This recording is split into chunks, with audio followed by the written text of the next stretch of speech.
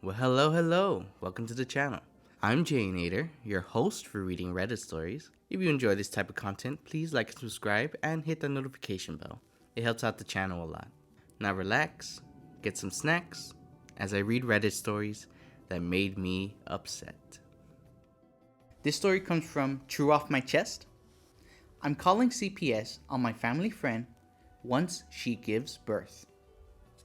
This has been weighing on me for years, ever since I knew my family friend was trying to get pregnant, and she should not be having a child. She is single and living with her mom. Her plan is, and always has been, to raise a child with her mother since she has no interest in a romantic relationship or a partner in any way, which alone isn't an issue. However, she's very emotionally immature and still throws tantrums when she is upset, and will throw and break things. If she has had a bad day, she will go out of her way to make it everyone else's problem. She hates leaving her house and doesn't like to socialize / meet new people, and sometimes even refuse going to work because she can't bear to leave her house. I can't imagine her taking a kid to appointments or play dates. There is also a weird codependency situation, and her mom is also calling the baby her baby. But my biggest concern is that her and her mother are severe hoarders. I grew up in a hoarder home. I know how much it can mess up a kid emotionally and physically. They have piles of trash up to the ceilings in some rooms, animal poop and mold everywhere. Most air vents are covered. They don't have a working oven, stove, or clothes dryer. I feel like she just wanted a baby in the way she wanted her pets, which are poorly trained, and I also feel bad they have to live in that mess, but isn't prepared for a whole human. I've offered to help them clean and throw things out, but they don't see how bad it is. All the rooms are filled with junk and their most recent shopping hauls, so I don't know where they would put a nursery. There really isn't a room for a baby to crawl around / learn to walk. Any mention of their living space is met with denial and rage, which is common with the hoarder. I know I can't fix them or make them go to therapy, but I feel morally obligated to report or at least call in a wellness check when the baby is born. No child deserves growing up in a landfill. I feel like she is just having a child so she can create a companion for herself and her mom that can't leave. Our family has also known their family for generations, so it also feels weird to separate myself. Yeah, call CPS. Yeah, I would call them. That is absolutely horrible to do to a child. Like a babe, a newborn? You kidding me? A newborn would not last. I'll be shocked. There's mold, dog poop everywhere. That newborn's gonna be crying all day and night. They're just tell them what you're just saying here. They have nothing to clean their house with. What are they wearing? They're wearing days old underwear. Oh Lord. All right, let's get to the comments to see what they're saying. First comment. Okay, there it is. Hoarder house and no kitchen appliances. Comment responded, right? Lead with that. Oh, another comment responded with what I was saying. No, lead with mold and feces. I've worked with many people living in poverty who don't have working appliances, but they don't live in feces. Yeah, exactly. Like, a child will not survive in that house. Oh, a comment right here. A hoarding house could literally kill a newborn. Hell, it could kill a full-grown adult. 1000% OP needs to call CPS. Yup. Like, I can't even imagine a newborn baby not used to any, hasn't gotten sick. It's out of the womb. It's barely out of the womb, so it hasn't like smelled anything or gotten used to living in this planet. So it's the moment it gets to the crib, it's gonna be like, it's gonna be. I'm sorry, it's gonna die. That's so sad. Get these parents out of here. I'm getting heated. Another comment, don't wait, call them now. If they could get some of the assistance they need now, that might help. And they could suggest or require counseling. I don't know all the ways they can help, but putting the baby up for adoption would be a last resort. Yeah, of course. Oh my. Okay, I'll read this last comment. Social worker here. You should call now. Yeah. Yes. Yes. Call. Okay, I do hope she calls. I don't know how far along this lady is, but I hope she's like, hey, I'm gonna check on my neighbor. All right. Next story. This story comes from r/2 hot takes. Today I effed up by breaking my no dating clients rule, and karma got me immediately. Okay, Reddit. I, 40-year-old female, hope you are ready for a hilarious, terrible, cringe story in which karma is introduced immediately.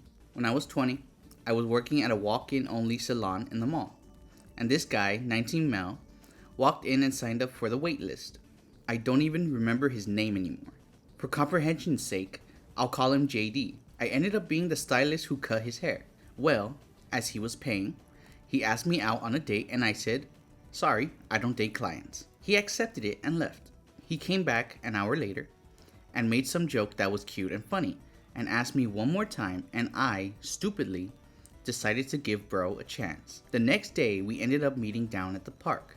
It was a nice summer morning. He brought me coffee and a pastry. I think it was a muffin. We just walked around the park and chatted. He asked me to go to his place, and since I had my own car and there were no red flags, I said yes. When I got there, he introduced me to his roommate, who we'll call Kenny, 20 male. Then JD just disappeared. For 20 minutes, Kenny and I just kinda sat at the kitchen table chatting. The place was clean, and there were no signs of lifted floorboards, moldy dishes, or holes in the wall or anything concerning. So I just figured JD was stuck in the bathroom or something. He finally comes back out and he apologizes and says a relative called and needed him to go help them. He asked me to wait there and it will only take a little bit. My 20-year-old underdeveloped dum-dum of a brain was like, sure, that's fine. I was having a decent time chatting with Kenny anyway. Oh no. Oh, okay, I'm sorry. This is when I should have left. I did not leave. JD left and Kenny said he was sorry that JD was being so awkward and this is literally his first date ever and that he's mentioned being nervous to Kenny before I came over. And that's when I was like, oh wow, really? That's kinda odd. And then my brain was like, something feels off. Not with Kenny, but JD. But then the other half of my brain was thinking, well, maybe he just needs a chance to figure it out. So I stayed. One thing led to another, and Kenny and I ended up making out. Girl. I have to stop real quick. Girl, no. What is wrong with you? I'm sorry. Okay. You know what? Just keep reading. I don't even remember how it started. He was pretty attractive. We were getting along better than me and JD had. And 20 years later, I still couldn't tell you exactly how it even happened. But we ended up doing the naked pretzel, sort of, as much as I could. Here's where karma comes into play. And I'm not trying to be mean, because he truly did seem like a sweet guy. Not so much sleeping with the girl his roommate was on a date with. But he was significantly smaller than average. Smaller than a thumb. So I pretended I had a great time so I didn't hurt his feelings. Then we went back into the kitchen and decided that never happened. He didn't want to date, and I didn't want to be the girl who hooked up with the guy while on a date with his roommate, even though I absolutely was. So we decided it would never leave the apartment. Until it magically ended up on Reddit. Oops. Anyway, half an hour later, JD got back. He immediately made a beeline to his room while saying something like, hi, sorry, hang on, I'll be right back. Dude was gone for almost 2 hours before he got back and then immediately went into his room. At this point, I really should have left, but with my idiot of a brain, I stayed alone at a kitchen table and started to wonder why I broke my no dating clients rule. Girl, we have rule for a reason. Oh, yes, we do, girl. About 10 minutes later, JD came back out, and without warning, he just pulled his pants down and whipped it right out, right in front of me, and asked me to touch it. I don't remember everything he said, but I do remember him saying it looked good and oh, so proudly telling me he shaved just for me. I laughed a very, I'm in danger, maybe there are pulled up floorboards I didn't notice type of laugh, and said I just needed to go home and left. I vaguely recall JD texting me a few days later asking when our next date was, and I never responded or heard from either of them again. To this day, it's one of the wildest, dumbest, and hands down the most unsafe things I've ever done. Looking back, it feels kind of like an out-of-body experience, or like I was watching some kind of awkward fever dream, starring someone who looked like me but was making the worst decisions. It was weird and very embarrassing. It was also a bit on the dangerous side of life. Not my smartest moment, do not recommend. So, yeah, I'm still alive and fine. But y'all, take it from me. If someone you just met at your job invites you over and then immediately leaves you there, do not stay. Even if the floorboards look fine, that's how you end up in the Twilight Zone. You don't say. To be fair, she did say she was young. Hey, I'm barely 23, but let me tell you something. Yeah, you make dumb decisions. Oh, Lord, have mercy. You make the dumbest decisions. Everything you do, you think is right when it's not the case. Damn, dude, that's like, first of all, you do it with the roommate, which is, girl, come on, you gotta respect the date a bit. But then you make fun of his size, like, come on, girl, come on. But then and then you had to deal with this guy. First of all, I keep saying, okay, this is all over the place. I don't care. You go on a date. The guy leaves you alone with his roommate. Oh, lady. Oh, girly girl. No. Any ladies listening? No. Do not stay. Do not stay. That's, aside from that being very disrespectful to you, that's just dangerous. Absolutely dangerous. You can't stay. You cannot stay for that. Oh, man. What a story. Like, this is, jeez, man. That's crazy. I guess they just read comments because this is crazy. First comment. Dude went out looking for Viagra or similar, and roommate got the goods. OP responded, oh, wow. I never even considered it since we were so young. LOL. Great theory. That's true. Like, all of a sudden your family needs help? Really? I mean, I guess it could happen, but one comment just says, the frick. Another comment said, you were punished with a thumb penis. OP responded, indeed I was. I was also punished by having to look at a very unsolicited penis in person. Yeah, that sucks. Last comment here. Classic wingman Uno reverse switcheroo. Yep. I'm glad she's safe. That's good. At least it had a good ending. Usually with these type of stories, it's very scary how it can end up. Be safe. Don't go to a person's house on the first date. Always gonna say that. And yeah. Next story. Alright, this next story is gonna be a little interesting, I think. It comes from r/am I the jerk? Am I the jerk for refusing to pay for my friend's meal after she ordered the most expensive thing on the menu? My friend Tara, 26 female, has been going through a rough time. Bad breakup, lost her job, struggling financially. I, 27 female, invited her to dinner to cheer her up and said, my treat. We go to a nice but not fancy restaurant. I'm thinking we'll each get an entree, maybe split an appetizer. Tara orders a $45 steak, most expensive item on the menu, an appetizer, a dessert, and 2 cocktails. I order a $16 pasta. When the bill came, it was $110. I paid for my pasta and said she needs to cover her portion. She was shocked and said I told her it was my treat. I said I meant I'd cover a reasonable meal, not the most expensive thing on the menu, plus drinks and dessert.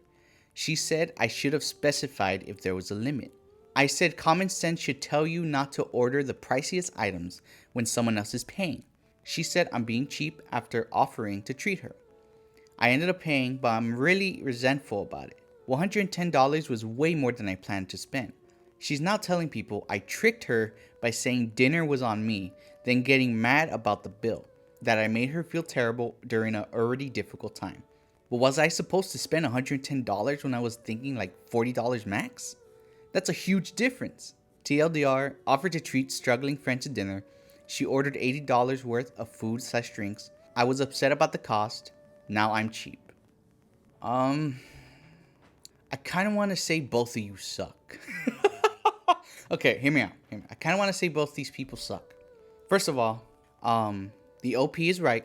You know, usually when someone says, like for me, example, like if someone says, "Oh, don't worry, I'll treat you, bro," the first thing I say, I put in my head, I'm like, I'm at max gonna get either one item or a combo, nothing else. No sides, you know, no extra thing, no nothing. If I want something extra, I will pay for that if I have enough. If not, I'm just, and if even if I did have money, I'll be like, hey, don't worry about it, I got it, bro. She is right on that.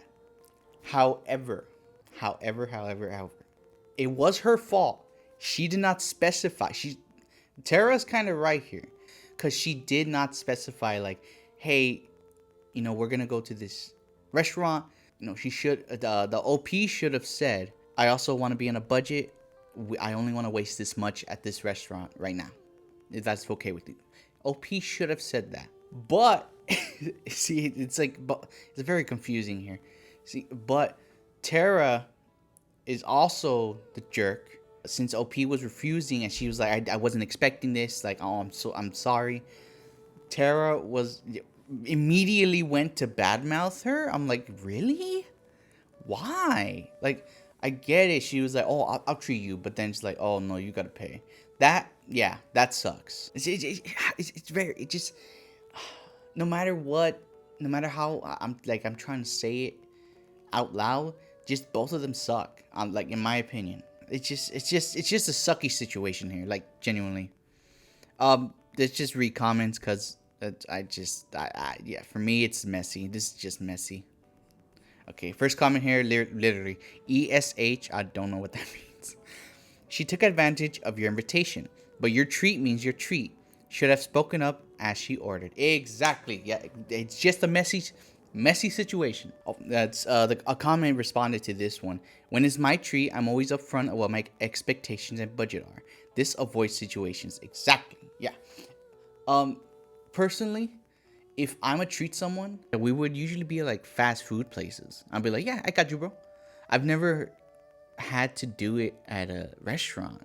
And I would imagine if I do it at a restaurant, I'd be like, hey, man, you know, especially now, be like, hey, it's a little expensive. Is it all right? We share something, or like share the appetite. Like, you just got to talk. Like, people forget how to talk. And that's, you know, that's just the whole thing.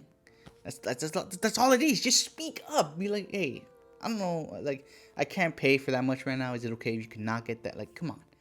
Another comment here. YTA, I assume you're the a-hole. You said you cheat her out. If that meant only $16, you have to tell her that. She can't read your mind. And then the comment below that says, yeah, they could have gone to McDonald's or something more cheap if it was going to be an issue. Yeah, it literally, it doesn't have to be a restaurant. Like, come on. Yeah, I just see comments just like, oh yeah, you're the a-hole, and just, hey, she did, you know, she took advantage, but you're also the a-hole for like offering. Just communicate, please. Just communicate. All right, next story. A little warning for this next story. A little bit not safe for work. Just want to let you know that. This comes from r/true off my chest. Slept with someone for money. Feel horrible. Title is it. To summarize, I was approached on my way home, and I guess I was in a pretty suggestible state. Did my night shift 10 p.m. to 10 a.m. And the person offered me cash if I slept with him after hearing the stitch. The money was enough to cover my transport to work for a few weeks. So yep, to keep it short, happened.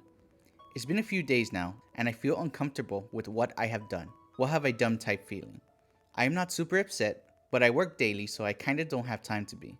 What's done is done. I don't have close friends, but a couple I know I wanted to tell this to but couldn't. I just don't want being shamed for what I have done because it is immoral. I just don't want them to judge me or make me feel like dish for what I have done. So I haven't shared to anyone. I used to be someone who thought, what? How can some people out there do that? And now I realize that, in fact, when you are so desperate, it sometimes feels like the only choice. I still try not to hold it against me. I did what I could, though it wasn't what I wanted. It helped. It is over now. And it is a tough choice a lot of people out there have made too. Edit. I didn't want to seem sympathy grabbing, but now I feel I should say it due to so many cruel comments. I am struggling financially, hence I did what I did. Yes, the man knew this. Edit 2. I have decided not to share this with anyone in person. At least I was able to vent in this subreddit. Thank you for some of the kind comments. I have since cheered up a bit and do not feel as horrible anymore about what I have done. Uncomfy, yes, but I did what I felt would help at the time. Thank you for the support and advice provided. How sad. If this I assume lady, I don't know, whoever this is, don't feel hard on yourself. Yeah, don't feel hard on yourself, because there's times in life where you are gonna make mistakes, and maybe it's a choice where you're like, oh, I don't know what else to do, and you weren't thinking in the moment, you just acted on it. And for all these, like, really, she got really cruel comments. Like, come on. Even if this was sympathy baiting, I could never, ever in my life go up to someone and be like, oh, you're disgusting. How could you do that? Like, come on. If somebody is already feeling horrible for the decision that they made, you do not have any right. Like, no one, not even me, we don't have the right to say, like, how they feel. You know, I'm taking this post with the benefit of the doubt, just treating it as if it is real. And this is someone who is genuinely struggling. It's just very sad.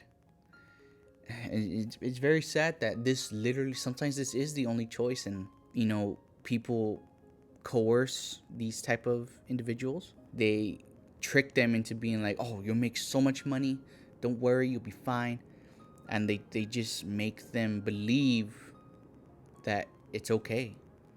And clearly, with this person, it was not okay. They felt horrible afterwards, and always be hesitant.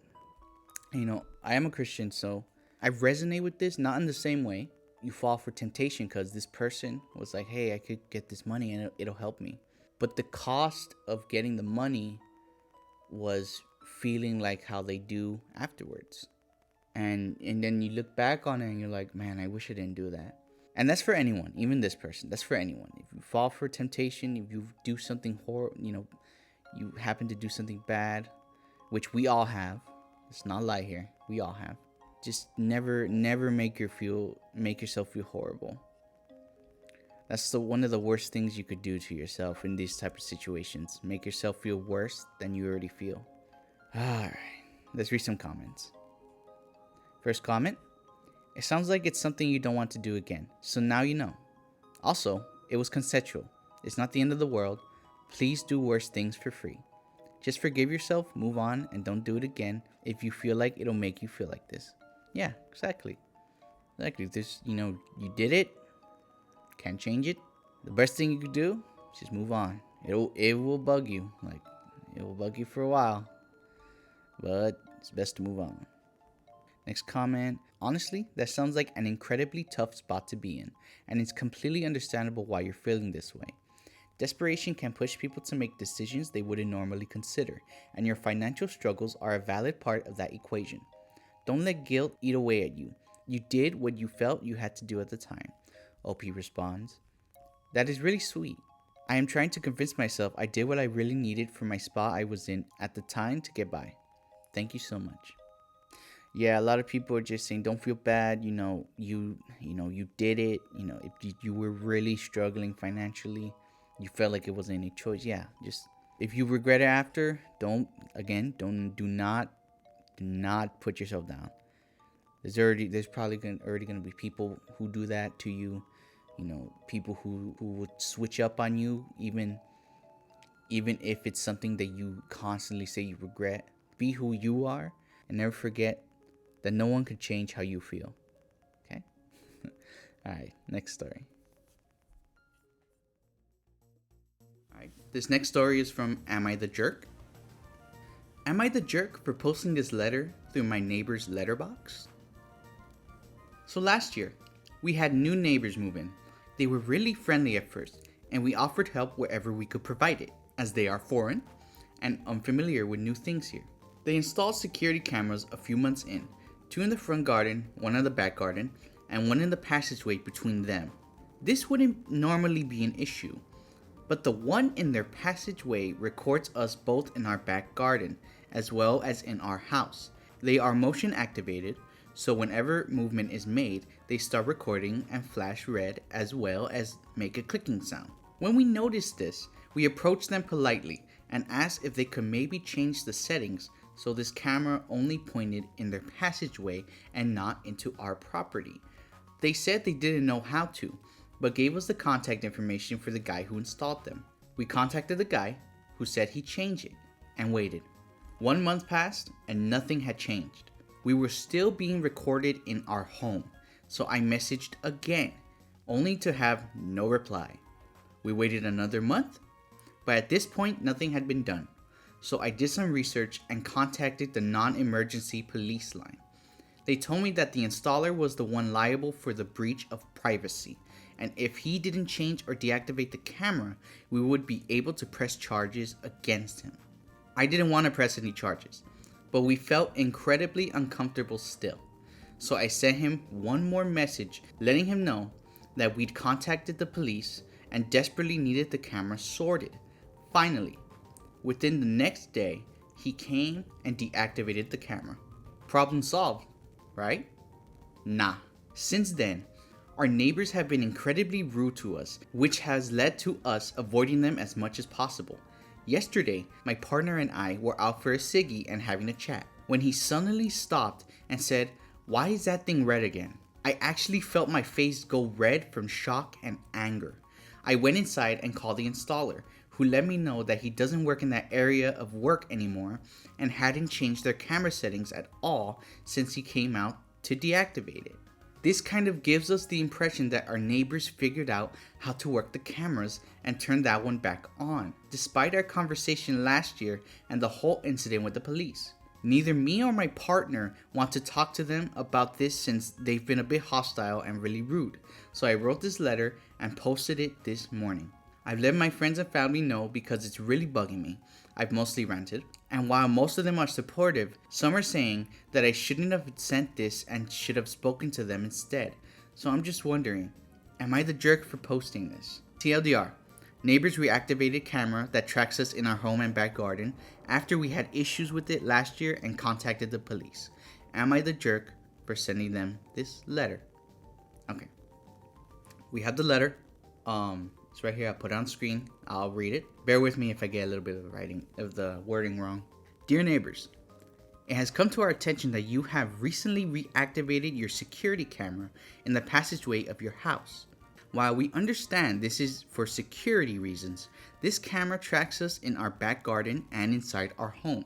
After these issues arose last year, we spoke to you, contacted the police as well as your installer to get this camera deactivated, as filming us in our home is illegal and incredibly uncomfortable. It's a breach of privacy. Please take immediate action to deactivate this camera again, as we do not want to contact the police again and would like our privacy back.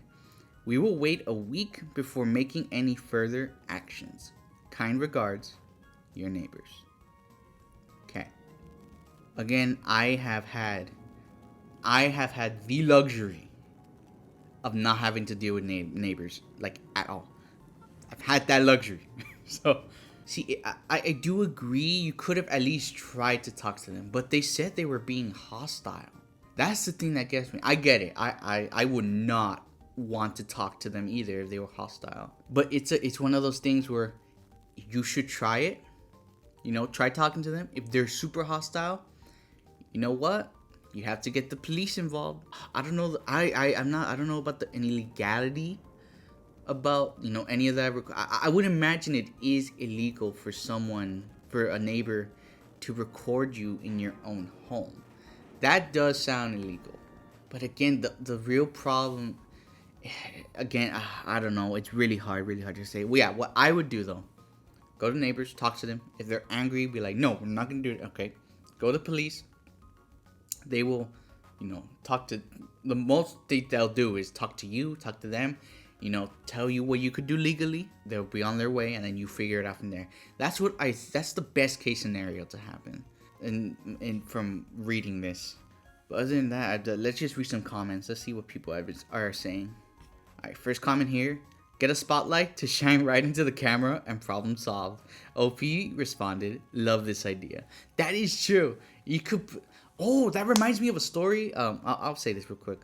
In Smosh's Reddit stories, there's a story where, not a camera, but it was like this bright light was going into this person's like house in his room, and it was affecting his sleeping. So what he did, he placed bamboo all around his house and his neighbor, like where his neighbor's yard would be. He placed bamboo all around. By the time the guy was gonna move out the house, his neighbor's house was just a jungle of bamboo. So yeah, you could figure out ways that you could legally cover the camera and find out ways to not make it see you on your property. You could do that. Comment says, I'm confused about what the police said. What country is this in? OP responds, UK. I'm paraphrasing as it was a year ago, and I can't remember exactly what they said. But they asked me if I'd spoken to the neighbors about it, and I said yes. Asked about the guy who installed it, and they basically said it's his responsibility to sort it out. If he doesn't, then they can take further action. And then the commenter responded, what the police have said is wrong. Let me offer my opinion as someone that has been responsible for / handled DPA many times over the years in relation to CCTV as well as my own. Firstly, this is getting into legal stuff. Okay, I'll just brief. Under UK DPA / GDPR, data controller is responsible. Okay, that being your neighbors. The neighbors are responsible, not the installer. That, you know what? That did kind of rub me the wrong way. I'm like, what are they responsible for? It's on the neighbor's house. The CCTV handler was just doing his job. Like, what? And then secondly, charges. You know what? That did rub me the wrong way too. I'm like, this comment says, what charges? This is a civil issue, not criminal. Yeah, it is. Breach of privacy, etc.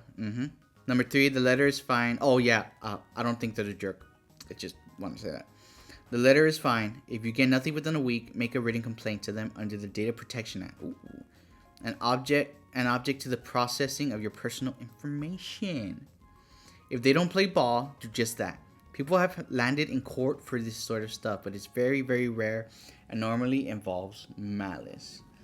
Yeah, all that is so true. Like, why police? Like, really, dude? The police? You're gonna be like, it's not their fault. It's the company's fault. Like, bro, it's their house. Relax. Cheese, man. Cheese. The letter, that's not something I would do, but she did the letter. They're not gonna do anything. You know what? Yeah, do what this guy said. You could take it to civil court.